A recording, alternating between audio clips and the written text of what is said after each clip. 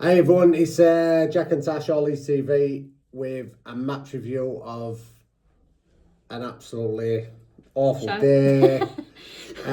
Portsmouth 1, Leeds United 0. I mean, right, I think we've got a lot to talk about here today. A lot to unpack. There's a lot to talk about. I mean, we'll go into the game itself. Firstly, I'm going to bring up the refereeing performance, which I thought was one of the most disgraceful refereeing deportations. Yeah, that's what it should have been. He should be deported. One of the most disgraceful refereeing performances I think I've seen for a long time. Yeah, I think he absolutely robbed us of that game. Well, I mean, we could go into the first 10 minutes. Yeah. I've never seen a more blatant penalty ever in my life on what happened to Dan James. Now, I know we can look at it and say, well, yeah, but we get a penalty, we scored it. It's a different it changes the dynamic of the game completely. Yeah. A couple of times they're roughhousing and some of the tackles. I mean, I was screaming at the TV. There was two really bad tackles, weren't there? And he did nothing. Didn't even book them. The referee's name is Rob Jones. Supposedly he's a Premier League referee. Yeah. I don't know what's happened, why he's been demoted to the Championship, but obviously because he's shit. He's absolutely... We weren't going to swear. Right. That lasted 1 minute. He must be rubbish. So so that has really got to me that it should have been a penalty. We should have had that chance to go 1-0 up, quieten a very, very, very loud Portsmouth crowd, which we're going to go into crowds and fans later in the video. But it'd have quietened them down. Yeah. It'd have made it a different game completely. Yeah. You know, so it's a massive thing, is that what's just happened. You know, it's blatant. It's a blatant penalty. You know, sometimes I hate VAR. Yeah. But it's at times like you like, can we have VAR because it would have blatant. Yeah, well, and obviously it goes your way, you want it, but and then obviously through the first half there, I mean, we had that Perot chance. But he had that one in first half, and he should have scored. An off day for Joel today. I mean, he's normally quite calm and collective in front of the goal, and he's normally really clinical. So it's really frustrated me that he's not managed to get that. Because normally that is who I want in front of the goal, because he, like I say, he's just normally really calm in front of it, and he didn't. Whether he didn't know if he had any time or what, he had a lot of time. He could have even took it around the goalkeeper. You could have gone to Aldi and back and walked it around the goalkeeper. He was just he could have done anything but directly hit it at him. It's just really frustrating that, because I know he's a lot better than that. And I didn't think I think his all-round play was actually better today, and then he's ended up not being able to score. So his finishing went off. But so now he's getting better in other areas. Right, I thought, he's lacking that now. But I mean, overall, first half, I thought we defended really, really well. Portsmouth had a game plan. I thought Rodon played really well in that first half. And, he did. And Melia, we said actually Melia's having a really good game in the first half. We did, but then we're going to speak about the goal later. But yeah, I thought Melia were really commanding today, actually. He were coming out, he collecting the ball, he were punching it, he were being strong, he were being what you want from a keeper. Yeah. But yeah, anyway, first half, 0-0, you look at it, I'd say we're about even, I would say that going in at half time, I thought, we can still kick this up another level. We still haven't had any subs on yet, so they can bring in that extra enthusiasm later on. Yeah. So yeah, second half kicks off. I mean, Portsmouth, I'm going to say this, they came out absolutely firing all cylinders. Yeah. I thought I will come out a different side, but Portsmouth came out, and I think they wanted it more. It came across to me that they actually wanted to win this game. Yeah. A few more balls. Melia again, so commanding. I'm gonna give him a big up here. Melia, he's been getting a lot of grief, but then what I say next is going to give him a big down. The goal, not just Melia, he's got his two centre-halves in front of him who I thought were absolutely terrible in their defending for that goal. You've got Rodon who let the ball just run past him. You've got Strauch who was running like he had a parachute on his back to try and get across. And then you had the keeper who came out, hesitated, then went again, and he gave the option for the striker But again, there with to just dink it over him. Yeah. Exactly what he did. He gave the striker the option. Yeah, like I said, though, he's normally more commanding, so he should have either commanded there or. But it was like he were waiting to see whether they wanted him to come out or not. So that's why I think he hasn't just. Yeah, rushed but this out. is where I But was saying, no, as a keeper, you don't hesitate. Yeah. You do not hesitate. He hesitated again. He came out and he was that literal split tenth of a second. He stopped. Yeah. But that meant everything. You come out and you just take the man, everything with you. take everything with you. Yeah. But I'm not gonna absolutely chastise him here because I thought he had a really good game. I thought he was really commanding. But there's the three. It's not just all him. three of them, yeah. There's all three of them at header for that goal. They all need to be blamed for that. Yeah. So a very, very poor defensive goal all round to concede, and then you're chasing the game. Yeah. You're chasing the game. Then, you and your big thing about subs. He actually did them 5 minutes before normal today, 65th minute. And, well, it just really annoyed me because before that goal, they had a couple of chances before that as well. And you could just see that goal coming, even if it wasn't that. You could just feel it was coming because they were just at us and at us and at us. And I was like, make a sub now. I was like screaming about 5 minutes before that goal, make a change. It was so obvious. And I think I said to you, he needs to stand somewhere else again. You went, just put him on the roof. So he had better perspective before when he was higher up. It was just, I was so frustrated that he just made them subs way too late because it was just crying out for a change. Well, but I didn't even bring up the actual Pro chance that he missed as well, like just at start, second half, 50 minutes in. Yeah.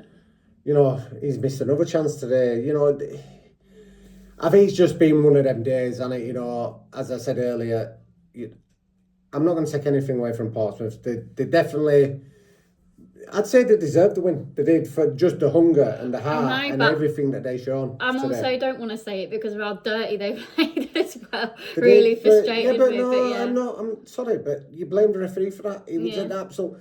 For me, it should be looked at. It should be looked. If he's a Premier League referee, please do not. I don't want to go up. If that's what you have to contend with next year, I don't. Because that was one of the worst refereeing performances I've ever seen in my life. Yeah. You know, but anyway, we've been through that. We've been through the penalty. He had the perfect vision of the penalty. I've seen it afterwards. Howie has just said that Matt Ritchie got the ball. I will never know in a million years. And then when Joe Wayman took out Melia. He probably looks like him, doesn't it? But yeah. So anyway, other one now, how I would change the team. I think I'd put the best left back in the world ever up front now because he literally seems to be his only goal threat. He could have scored twice today. Yeah. But yeah, anyway. Yeah, but then how have you not condemned him for that? You just condemned Perot for missing them, and then because Perot's was meant to be a striker. Perot's meant to be a striker. I ain't condemned. He should. He should score. But... And Verba should have scored. And then, Anyway. But I think as well, are we missing Ampadu? It's like we've taken that one person out and it's like it's all just unbalanced again. It feels like the start of the season. You've lost your captain. You've lost your leader. Yeah. No, you've lost your leader, which is more important. That's what it is. Yeah. Strauch is... I mean, I think you've seen videos for. I'm not a massive fan of Pascal Strauch. I think people got carried away with the fact that he got them 2 goals. Yeah, but I'm not. I'm just not a massive fan. I'm not a massive fan of his. And if Ampadu were playing, I'd have him and Rodon always at centre half together. Yeah, 100%. But anyway, so we've been through the game. We've done all this. There's just one other point that I think both of us are saying this now. Hang on. Before you get onto that, there was another point with Gruev. It's like. It's just annoyed me that he's starting him again, and people saying, "Oh yeah, but he's defensively. That's why he's going to these away games and stuff like that." I'm sorry, but Sunderland at home, we went 1-0 down. Then it was Sheffield United away, we went 1-0 down. Both with Gruev in, right? And then what was it, West Brom at home?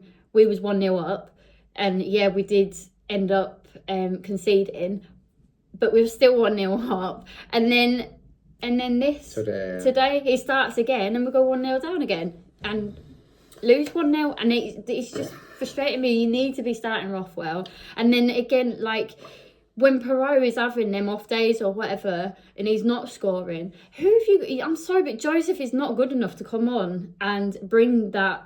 And I don't know. I just don't think he's strong enough to change that. Do you not feel that he's got a goal in him, Joseph? No. You don't? Not at all. I think because he's so desperate, it makes it worse. He's so desperate to score that sometimes he could be greedy or whatever, and then just miss chances as well. But I just don't think he's a player to come on and be like, yeah, I got you. Let's get that other goal. Well, anyway, look, we've been beat. It didn't matter where you wrong. Matteo, Joseph on, Messi, Rafinha, anyone, right? That would have been. We'd all have Rafinha back. But I think we won. But not Messi. Yeah. What do you mean, not Messi? Fucking hell. Just kidding. But yeah, go on. I think we want to bring something up today. I mean, obviously, we've watched on TV today. And, I've heard the Portsmouth fans today, and fair play to them. They were loud, they were everything. And I'm just... Leeds United fans are a myth at the minute. I'm sorry. Yeah. We're at every game. We're in the South Stand, which is meant to be the balmiest part, meant to be the loudest part of the ground. And every week, it is just pure silent. Yeah. So if anyone's saying, oh yeah, it'll be the cameras, Sky TV camera, I'm telling you now, it's not. No. It's not. And we just spoke to someone who's been in the game and said, it's scandalous. Yeah. When this team need them, that's when the fans should be there, like Portsmouth were today. They were their 12th man today. They were their 12th man. They pushed them and pushed them over the line. Leeds United fans are a myth at the minute, and I do not know what's gone on. I've always said it since all these, when Bielsa came in, before that, you had Gary Monk, you had, I'm going to go back even years, Thomas Christensen. I remember playing on Tuesday night, and we were playing Cardiff on Tuesday night. You didn't even open the East Stand, the top of the East Stand. There were 18,000 there. And it was still louder. And I'm actually not exaggerating about that. Yeah. I'm just feeling at the minute that, whatever this ticket being... People are getting tickets. Fair enough, right? You're entitled to get your ticket. If you've applied for one, you've got it. But you've got to fucking understand what this club is. You've got to get behind. Yeah, you have to epitomise everything that's Leeds United, right? And if you've got that ticket, you fucking sing your heart out, right? And you edge them on, and just, every tackle, cheer them on, yeah! Every fucking thing, just cheer them on. But, absolutely go for it, right? I don't care what they play on the pitch. I'm sorry, but I don't care what they play on the pitch. Get behind them and do something. I think that what it is when it's like this, that's when the fans have to come into play. They have to, yeah. I heard it, and I mean, people might say then, oh, well, you're all right calling your mouth off and saying this, and why weren't you there? I've got a 5-year-old child in there, right? If we didn't have her, I'd have been down at Portsmouth today. No problem. I'd have been there. But it's not fair. We've done it all before. I've done it. Actually, we're going to be at QPR next week. It's the first away game, and the only reason for that is that we're down at my mum and dad, so for the nephew's birthday, so we're going to look after her. We could go, but we don't. But it's like your fan cams. The amount of times you'll get abuse about, oh, I wish he'd stop banging on boards. I wish he'd stop doing this. I'm like, because there's no atmosphere if you don't start trying to break someone and just trying to get them going. Yeah. I am getting fed up now of this. Get behind the team. You've got a team there at 17th, right? Yeah, the fighting relegation. I just found a team and a set of fans that wanted it more than a team who was actually trying to get promoted into the Premier League. Yeah. That's how I just looked at that today. And I'm getting so pissed off of it. But it's every week. Yeah. It's at Ellen Road. It's a myth. It's a myth. It's a Leeds United fans now. It's gone. They're only up for certain games, and it is. Yeah. But it shouldn't be like that. It should be every game. When you're trying to fight, you're fighting for something. You should, every single part. How many times in the South Stand, someone will try to get Champions of Europe going? Yeah. And it literally goes. It goes here and there, and then it's dead everywhere else. It's dead. Cop's an absolute joke now. I'm sorry, but what the hell is the Cop about now? You were meant to be this proud Leeds United fans that have been there for years, most of them. Biggest stand. They're meant to be biggest. But it was. And it's just an absolute joke. Well, in the biggest stand is the East Stand, but that would the stand, wasn't it? The Cop. Yeah, the most. I know we're going a bit off tangent here, but I've watched that game today and I did not hear Leeds. No. I heard them at the start of the game, a few marching on together, and we all love Leeds, and that was it. Yeah. That was it all the game. And It when them was players just needed him, pathetic. they weren't there. Yeah. They weren't there. And I don't know how, you know... It works both ways. It does. It works both ways. Yeah, you need the players to fight, but sometimes when they're just lacking or whatever and they've not got... They need that boost. They need that boost, like you say. They do. And we're all just there like, feeling sorry for themselves because we're getting beat. Yeah. But that is when you actually want to get behind. That's Exactly. when you should get behind. And the thing is, we're doing this because I'm not being funny. In the next game, right, we've got Millwall at home. If I dare hear them over us going, moo, I'm going to be absolutely fuming because they will absolutely dominate that game if they get behind their I think it's just, team. do you know what it is? Over the last few weeks, and I mean, all my years going to Ellen Road, but over the last few, in fact, more for this year, all you're in is, where's your famous atmosphere? Where's your famous atmosphere? And Library, do you know the thing is? Top of the league and you still don't sing. You know, and it's, what it is, it's not, that in the wind-up, not like the Jimmy Savile is one of your own. And that is actually true, is what is going on. It is literally a myth. Leeds United fans at the minute are a myth. And it needs to G itself up now for the final push. Force. We used to be an intimidating ground. Do you know, like I've interviewed quite a few ex-Leeds players and other players, and all of them were like, it was so intimidating every time I come to Leeds.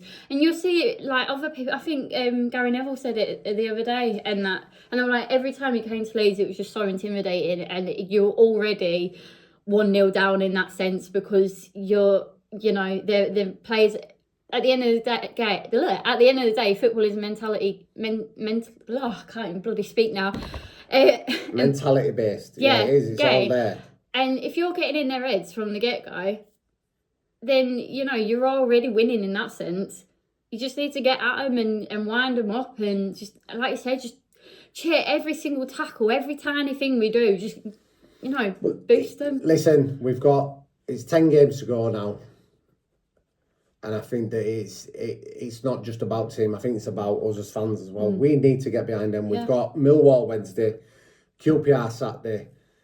That's as far as I'm looking forward at the minute.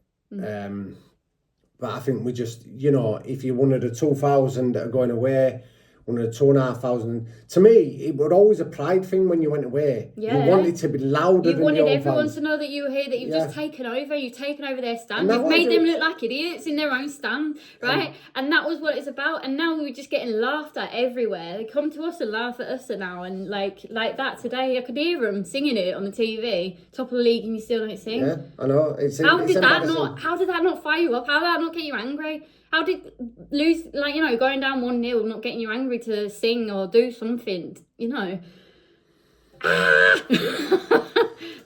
So anyway, we've had this rant. I know, we'll be there Wednesday. I'm going to be breaking boards Wednesday. I'm going to be breaking boards with you. Yeah. Well, I'll give you some plasters for your hands because you've only got little lady hands on you. You haven't got proper man hands I yet. still make enough noise. Do you want some man hands? But listen, it's just, I'm frustrated, and I think we're frustrated. We're getting to the business end of the season, and I think it's got to be a joint effort. Team and fans, we've all got to now play our part to get them over the line. Yep. We have to. We have. No excuses. No. Heavy metal football. Anyway. Heavy metal football. Right, heavy metal fans. Right, Jack and Tash, love you all bits. We'll see you Wednesday, yeah? Yeah. All right. Bye. Come on, lads!